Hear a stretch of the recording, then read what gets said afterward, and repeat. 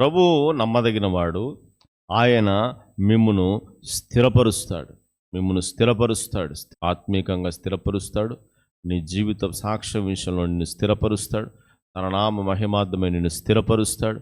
అనేకులకు సాక్ష్యంగా నిన్ను స్థిరపరుస్తాడు.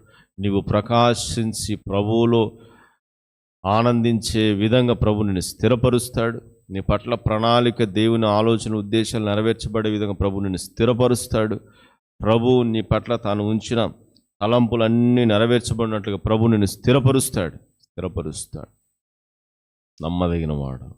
నిజంగా నా జీవితంలో ఇలా జరుగుతుందా? నేను సాక్షిగా ఉంటానా?